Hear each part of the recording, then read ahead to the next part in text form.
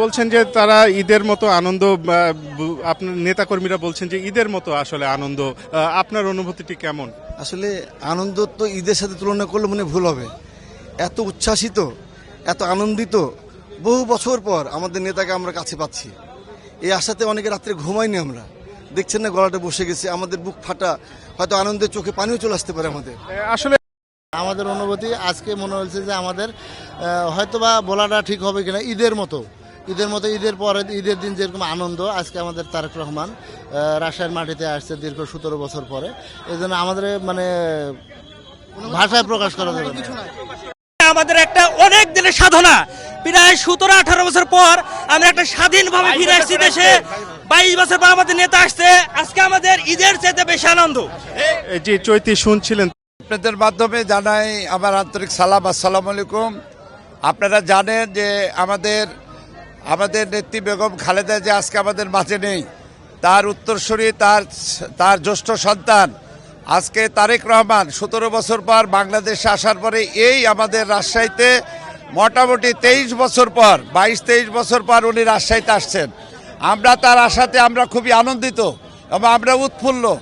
আমরা তাকে এক নজর দেখার জন্য, তাকে একটু অভিবাদন জানানোর জন্য আমরা সবাই এখানে উপস্থিত হয়েছি।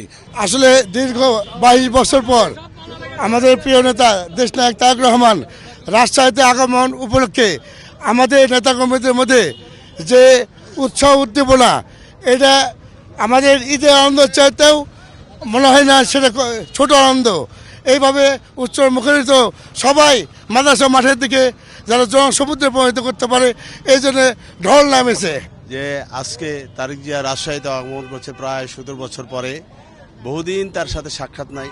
বহু সাধারণ ভোটার, সাধারণ জনগণ তাকে দেখার জন্যে খুব গভীর আনন্দে উৎসাহিত হয়ে এয়ারপোর্টে আসছে এবং জনসভায় মাদ্রাসা মাঠে আগমন করছে সকলে। আমরা খুব আনন্দিত। শহীদ জিয়া একজন আদর্শমান প্রেসিডেন্ট ছিলেন, সেনাপ্রধান ছিলেন। তারই সন্তান হিসাবে সে খুবই আদর্শর সাথে বাংলাদেশে পদার্পণ করার পরে তার যে বক্তব্য সারা পৃথিবীর মানুষ শুনেছে এবং সে তাকে মানে এত কষ্ট পাওয়ার পরেও কাউকেই সে কোনো খারাপ ভাষায় কোনো কথাবার্তা বলেনি, তার কোনো দলের বিরুদ্ধে কিছু বলে নাই। এতে দেশের এবং বিদেশের সকলেই তার প্রচুর প্রশংসা করেছে।